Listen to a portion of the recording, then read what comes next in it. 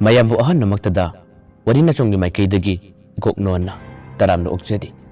ekhona ngasi ju amuk puraga lakjari ekhona thajarap warida maning thongda korakle taruk suba saru ngasi ga taruk suba saru asidana wari asina kari haining liba kari oidiba haibado mayam punna magna wari asi amuk taminarasi hojik tabirasi maning thongda korakle taruk suba saru khura chawbana gyan mangduna takhibadagi magi nupi amati makhoi ahumna khura chawba lekan nanaba yamna kan honaki ahan badadi khura chawba gyan tarakte makhoi ni ising thaduna khura chawba bu toina toina koba kaya ama tawbadagi nihaktang leragadi khura chawba tapna gyan tarae magi nupi adudi kapana loire aduga makhoi ahumsu pakalibane kiribane khura chawba bu tapna pamalle aduga makhoi ahumna wari khudima hangle ahan bada nithemna hananglamme mama mama hojiki mama na tori badubo kadi matawno ekhoidi manga chap manakre hojiki mama na tharo tharo oli bado adubu kadi gino adumna hairak bada khura chawbana ingna tabna khumme nithem nangi mama se kuina puchigada mandre aina sanara malai singasina ngasidi aibu koitan talare aduga mkhoina aibu hana bakan honare aigi hakjang asina pibam solaga laikibana ngasidi makhoi ga aning mapam khudima aina thungan bangamdre aduga aina makhoi busu sana bangamdre masinane numit marini mangani asidi makhoi di yamna ware aduga makhoi na ingonda shaure ai kadi tawgani haiba haipam khangdre magi wa haidu tabada makhoi puna pakalamme aduga nandoga samugadi kablae samuna hairamme babung ekuna na han haidra asigi thamki tawgano matam ngalingaida lusilu haduna babung da kara khajabane adubu babung ni yadabane hojikti babung hakjang ngamdraba babung na arba matam asidadi makhoi bu sanabi dabana makhoi na saure asida sunatana ekhoi da su aki ekhang kayam tatana thogale babung asiba mataw karamno singadage makhoi sibu mataw karamna ekhoi gi yumgi akoi basidagi tathokpa yagadage wahaidu hairakpada khura chawbana khumme tathokpadi yagani adubu aina hakjang ngamdabanina makhoi bu sanaba haibase matam khardi changlagane ichasa ai kadi haigadabano haifam khangdre makhoi di hojiksu ai gi akoibada koina senari makhoi na ngaidiba sisu aina pangal sontharakpa aina hakjang ngamdaba tanja asini hojikti makhoi na asi khanglabanina aibu maitiba pinaba aibu hanaba makhoi na kan honari dahan matam amadadi aina makhoi sijenabane makhoi dagi aina mateng kya mapanghallaga kanaba kayam lawe aduga hojigna makhoi na amu aibu hanaba aibu maitiba pinaba honare kari tawgadage aisu wakan khan mathoktre nando na makumme babung makhoi da ngaman badi yaroi babung na kari guma sikrabadi ekhoi di kanagal hewgane ekhoi di yamsu naure aduna makhoi na maitiba pidanaba kari tawgadage habado ekhoi kanase babung na tawdiba thawase aina tawba ngamgadaba aina haigadaba irabadi ai tawge babung aduga babung hakjang kalaba kanda abu babung na tawbiyo natrabadi babung na kari guma khudong tiba takradi ekhoi yana wagane ekhoi lifam khangadaba mande masagi wadu tabada khura chawbana khumme ibungo adugi wadu haigano masigi mahaisidi nakhoina tamba yaba natte aduga haiga sukhaluno kariguma amatang soiba yadabane kariguma hek soirubada nahak ngauraga chakhibusu yaribane aduna masigi mahaisidi hairuno khudong tiba awaba tarbasu aina sum tage aina sum thengnage nando na makhumme adu yaroye babung na awaba tabade ekhoi pamde mahido babung ni ngona takpiyo aduga ai makhoi bu sanage ai hainaba kan honage makhoi na asumna kihenba makhoi na asumna wahanbase jamna pakalle aduga ningthemsu kibana loirabane babung na sumna solingai kadigumba ekhoi gi yumgi mi khudima awana takrabadi karamna tawgane aduna babung engona tambiyo lakadaba khudong thiba khudima ai mayuknage ai ngamnaba tawge babung khura chawbana khumme ngaiko ngasi nomuni ni sidi ai kaino ma yenge ngamdrabasu ngamda ai mukhoi bulu sinnaba mukhoi bu sanana bu honage hera mukhoi na sumna tawbi yabra ꯑꯩꯁꯨ ꯑꯐꯥꯎꯕ ꯃꯥꯏꯕꯅꯤ ꯃꯈꯣꯏꯅ ꯑꯩꯒꯤ ꯃꯊꯛꯇ ꯀꯔꯤ ꯇꯧꯕ ꯉꯝꯒꯅꯤ ꯅꯈꯣꯏ ꯀꯩꯁꯨꯝ ꯀꯤꯒꯅꯨ ꯀꯩꯁꯨꯝ ꯋꯥꯒꯅꯨ ꯑꯩꯅ ꯈꯣꯡ ꯇꯦꯛꯂꯦ ꯍꯛꯆꯥꯡ ꯉꯝꯗꯦ ꯍꯥꯏꯗꯨꯅ ꯃꯈꯣꯏꯕꯨ ꯂꯥꯛꯅꯗꯕꯅꯤ ꯍꯟꯗꯛꯇꯤ ꯈꯪꯒꯅꯤ ꯃꯈꯣꯏꯅ ꯑꯁꯨꯝꯅ ꯑꯋꯥꯕ ꯑꯀꯤꯕ ꯄꯥꯈꯠꯍꯟꯕ ꯀꯌꯥ ꯑꯃ ꯊꯦꯡꯅꯍꯜꯂꯕꯅꯤꯅ ꯑꯩꯅ ꯀꯔꯤ ꯇꯧꯕ ꯉꯝꯕꯒꯦ ꯍꯥꯏꯕꯗꯣ ꯆꯞ ꯆꯥꯅ ꯎꯠꯄ ꯇꯥꯔꯦꯗꯅ ꯑꯩꯅ ꯍꯛꯆꯥꯡ ꯉꯝꯗꯦ ꯍꯥꯏꯗꯨꯅ ꯇꯨꯃꯤꯟ ꯂꯩꯊꯣꯛꯄꯁꯤꯗ ꯃꯈꯣꯏ ꯈꯔꯗꯤ ꯍꯦꯜꯂꯦ ꯏꯕꯨꯡꯉꯣ ꯀꯔꯤꯃꯠꯇ ꯀꯤꯒꯅꯨ ꯅꯄꯥ ꯂꯩꯔꯤ ꯑꯩꯒꯤꯁꯨ ꯑꯔꯨꯕ ꯃꯍꯩ ꯀꯌꯥ ꯑꯃ ꯂꯩ ꯑꯩ ꯁꯥꯟꯅꯒꯦ ꯌꯦꯡꯉꯣ ꯍꯟꯗꯛꯇꯤ ꯑꯩꯅ ꯃꯈꯣꯏꯕꯨ ꯀꯗꯥꯏ ꯐꯥꯎꯕ ꯂꯥꯛꯅꯕꯒꯦ ꯍꯥꯏꯕꯗꯣ ꯆꯞ ꯆꯥꯅ ꯎꯠꯀꯦ ꯌꯦꯡꯉꯣ ꯆꯠꯂꯣ ꯆꯠꯂꯣ ꯅꯪꯒꯤ ꯀꯥꯗ ꯇꯨꯝꯂꯨꯔꯣ ꯑꯩꯁꯨ ꯄꯣꯊꯥꯔꯒꯦ ꯑꯗꯨꯝꯅ ꯍꯥꯏꯔꯛꯄꯗ ꯃꯥꯒꯤ ꯅꯨꯄꯤꯅ ꯈꯨꯝꯂꯦ ꯅꯪꯕꯨ ꯃꯈꯣꯏꯕꯨ ꯁꯥꯟꯅꯕꯗꯣ ꯈꯤꯟꯇꯣꯛꯄꯤꯔꯣ ꯀꯩꯗꯧꯕꯒꯦ ꯃꯈꯣꯏꯗꯤ ꯂꯥꯏꯅꯤ ꯂꯥꯏꯒ ꯃꯤꯒꯗꯤ ꯀꯩꯗꯧꯅꯨꯡꯗ ꯂꯝꯄꯥ ꯇꯧꯒꯦ ꯈꯟꯒꯅꯨ ꯃꯈꯣꯏꯅ ꯑꯗꯨꯝ ꯉꯝꯒꯅꯤ ꯑꯗꯨꯒ ꯅꯪꯁꯨ ꯆꯍꯤ ꯅꯍꯥ ꯅꯠꯇ꯭ꯔꯕꯅꯤ ꯆꯍꯤ ꯌꯥꯝꯁꯤꯜꯂꯛꯀꯅꯤ ꯅꯁꯥꯁꯨ ꯑꯗꯨꯝ ꯑꯍꯜ ꯑꯣꯏꯁꯤꯜꯂꯛꯀꯅꯤ ꯃꯁꯤꯗ ꯍꯌꯦꯡ ꯀꯔꯤꯒꯨꯝꯕ ꯈꯨꯗꯣꯡꯊꯤꯕ ꯇꯥꯕ ꯍꯥꯏꯕꯁꯦ ꯁꯣꯏꯗ꯭ꯔꯕꯅꯤ ꯉꯁꯤꯃꯛꯁꯨ ꯅꯪꯅ ꯅꯨꯃꯤꯠ ꯅꯤꯅꯤ ꯍꯨꯝꯅꯤ ꯍꯛꯆꯥꯡ ꯉꯝꯗꯕꯁꯤꯗ ꯅꯠꯇ꯭ꯔꯥ ꯃꯈꯣꯏꯅ ꯅꯪꯕు ꯃꯥꯏꯊꯤꯕ ꯄꯤꯅꯕ ꯍꯥꯟꯅꯕ ꯀꯟꯅ ꯇꯧꯔꯤꯕꯁꯤꯕꯨ ꯅꯪꯕꯨ ꯀꯔꯤꯃꯠꯇ ꯀꯤꯗꯕ꯭ꯔꯥ ꯀꯔꯤꯃꯠꯇ ꯄꯥꯈꯠꯇꯕ꯭ꯔꯥ ꯈꯨꯔꯥ ꯆꯥꯎꯕꯅ ꯈꯨꯝꯃꯦ ꯃꯈꯣꯏꯅ ꯑꯩꯕꯨ ꯍꯥꯠꯄ ꯉꯝꯂꯣꯏ ꯃꯥꯏꯊꯤꯕ ꯄꯤꯕꯁꯨ ꯉꯝꯂꯣꯏ ꯑꯩꯕꯨ ꯋꯥꯍꯜꯂꯝꯕ ꯑꯩꯕꯨ ꯃꯆꯤ ꯑꯃꯗ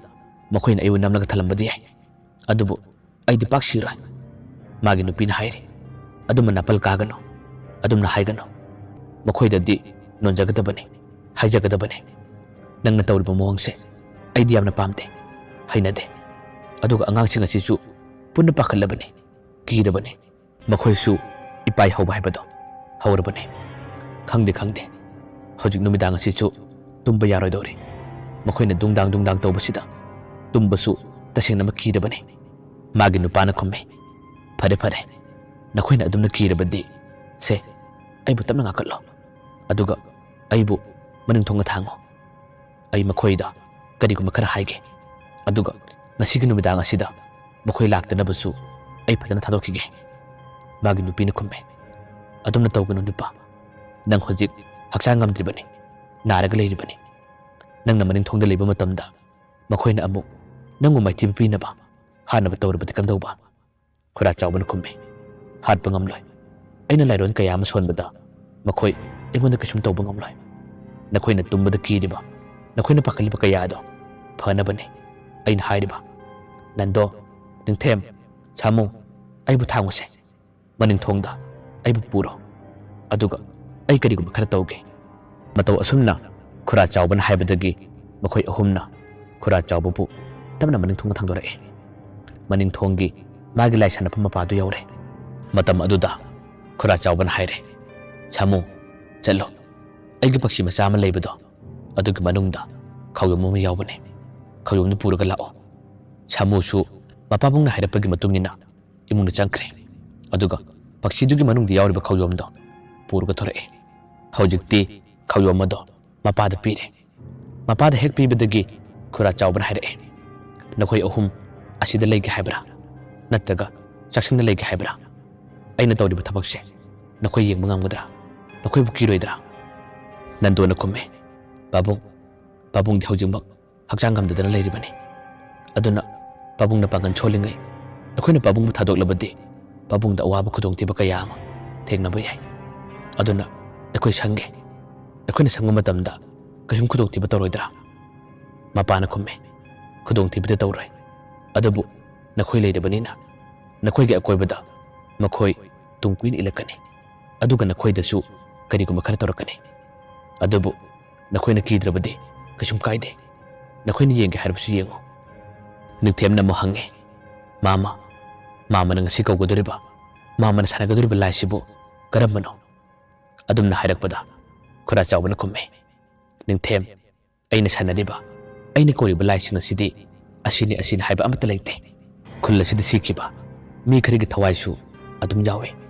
ꯑꯗꯨꯒ ꯍꯦꯂꯣꯏꯁꯨ ꯌꯥꯎꯏ ꯉꯁꯤ ꯅꯈꯣꯏꯅ ꯎꯅꯤꯡꯂꯕꯗꯤ ꯑꯩ ꯎꯍꯠꯀꯦ ꯌꯦꯡꯉꯨ ꯁꯥꯊꯤꯕ ꯇꯥꯏꯕꯪ ꯃꯤ ꯎꯕ ꯌꯥꯗꯕ ꯂꯥꯏꯁꯨ ꯌꯥꯎꯕꯅꯤ ꯃꯈꯣꯏꯅ ꯀꯔꯤꯒꯨꯝꯕ ꯅꯈꯣꯏ ꯑꯍꯨꯝꯕꯨ ꯎꯔꯕꯗꯤ ꯅꯈꯣꯏ ꯑꯍꯨꯝꯒꯤ ꯃꯅꯥꯛꯇ ꯀꯣꯏꯅ ꯀꯣꯏꯄꯥꯏ ꯄꯥꯏꯒꯅꯤ ꯃꯈꯣꯏꯒꯤ ꯈꯣꯡ ꯑꯗꯨꯗꯤ ꯎꯕ ꯐꯪꯗꯕꯅꯤ ꯃꯃꯤꯠ ꯌꯥꯎꯗꯕ ꯃꯈꯨꯠ ꯃꯁꯥ ꯏꯁꯥꯡ ꯁꯥꯡꯕ ꯀꯌꯥ ꯑꯃꯁꯨ ꯌꯥꯎꯕꯅꯤ ꯑꯗꯨꯕꯨ ꯅꯈꯣꯏ ꯀꯔꯤꯃꯠꯇ ꯀꯤꯒꯅꯨ ꯄꯥꯈꯠꯀꯅꯨ थुकꯠकनो वहाईदु ताबदा निंथेमना खुम्मे मामा अदुदि यामना किजैये उबा ngomgadaba mande khura chawbana khumme hera nupa mande de ko kigano nakhoi ahum pham aduga yengo asumna hairaga hojikti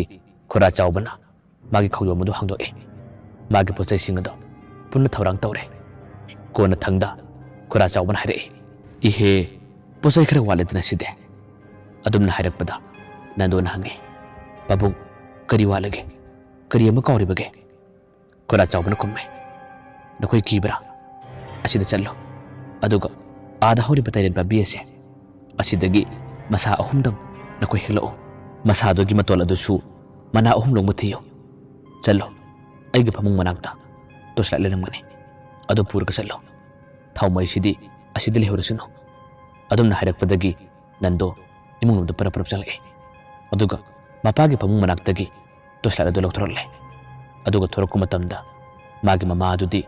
imung de leramdre ima nang kadai lebino asumna mama bu koramme mama adudi mukhoi ohumna sumna thokringai imung de lehubane adubu hojik mama adu leramdre kadom chakibana hadana nandono ko kowe adubu mama adudi karimata khumlaktre akhoi gi yumgi mamang thong adu su halaga leramme adumna halaga lerambadagi nando su mapalum thokibama male haduna mangwana thore aduga mama bu kobane mama di khumlaktre takidre kadom thokibano kadom chakibana haiba nando khalaktre adudagi yamna thuna pakhana selai aduga mukhoi ahumna lehoriba mapagi manakta chanalaga babung akhoi madu leramdre akhoi mado kadom chakibana khangudre wahaidu tabada khura chawbana khara pakhana hange ha kadom chakhraba akhoi na thurakum matamdadi imung de lehobadaine amukti yengani nakhoibo mapalom thokhiba kadi tawdabra nandona kumme babung mamang thongsu halga lerame aisu kadom da lebana haduna mangon de lebra kaubane adu phawbada ima do khumlakte khangde babung yamna pakalle ningthem amukti yenglusilo asumna hairaga mukhoi ani hek chake tabu matamda saksang adugi thongin mapanda mamana phamnaga lerambado mukhoi ani nu ure ningthem na haire e ada phamniside nandoga samuga su ningthemna adumna hairakpadagi tamna onthore aduga yengthorako matamdadi mamadu ure mamadu ubadagi makhoi animak sor tamna holle ish akhodi pakalure asum tawringai mapa adusu thomni nupanda phamlibi magi nupido yengthore adubu madi maibanina phamlibi nupido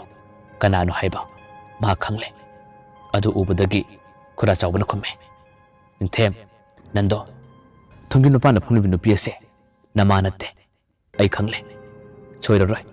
namado shodina layunaram lagane adumna hairakpada mokhoi ahummak punna pakalame ha kari haiba asibu imanataba challo nakhoi ahummak yamna thuna chelo aduga mamangi konakom hoba pukhi manak aduda nakhoi challo madugi manakta namaro shodan leramgane ai asida leramge yamna thuro adu ngaiko nakhoi chaklingai sida tairen masa ahumdam yamna thuna helaka biramo aduga yamna thuna mukchatuna namado leiram tarabadi pharga parao adumna hairakpadagi makhoi ahummak yamna phingna tairen masa hekpala aduga nandoga samugadi pakhatpran loire ningthemna tairen masa tu kakhatuna mana ahum longba tairen masa ahum hekle aduba tasengna makti numidangda tairen masa hekpase fatte haine adubu khudakta matangna matamna yadabadagi asumna de hekle asumna helaga poraklaga khura chawbada tairen masa ahum adu piramme aduga makhoi ahumbak kauna hodiba pukhidagi manak tamna yamna thuna chenki asomdasu khura chawbada matomta lehuramme siliba thorang kudimak mana sanariba laising aduna punna tawri ngaktane hojikti makhoi kanamata leitraba matamda khura chawbabu makhoi na maithiba pige halaga habiga thorangdane asumna thorang se siliba toslat lama paiduna makhoi ahumna yamna phingna kauna hodiba bukhi mapala donda lakam matamdadi khanghaude kadomdagina khangdana nungsichu pangsit silai aduga hanagi matogum huising kana khongba kana kapa horakle अदुगा असोमदसु खुरा चावबा मागे पोचैसिंग अदु लोसिल्लगा लाई सानबा होरए अदुगा अमुकसु मागे नुपीदा सेलिबा मागे नुपीबु पुरिबा लाइदो करम्बा lysing हदना येंगे थरंग तरमे हौजिक्ति माना सुमना थौरांग तौरिंगे लाई सानगे तौरिंगे मतमददि मागे अकोइबदा माना सानरम्बा लाइसिंग अदो पुनु कुसिलेगा लेरे कोई पाई पाइरगा लेरे छालबा मखुसिंग अदुना खुरा चावबगे नांगंदा तमना तमना नानबा होरए खुरा चावबा खंगे मंगोंद करिगुम खरा तौगदोर हाइबा अदुबु मागिसु माना ngamjaba ahiba lairon kaya masizinaduna mangonda nalagliba mabu hanaba tawriba maithiba pinaba honariba laising adubu kakthonaba honare aduga amuksu magi nupibu seliba laido karamba laino haduna kanna yengle mayambu aroibada amukana khurumjari mathangi tangkakta wari asina kari tholaga bahibado mayam puna ngai minarsi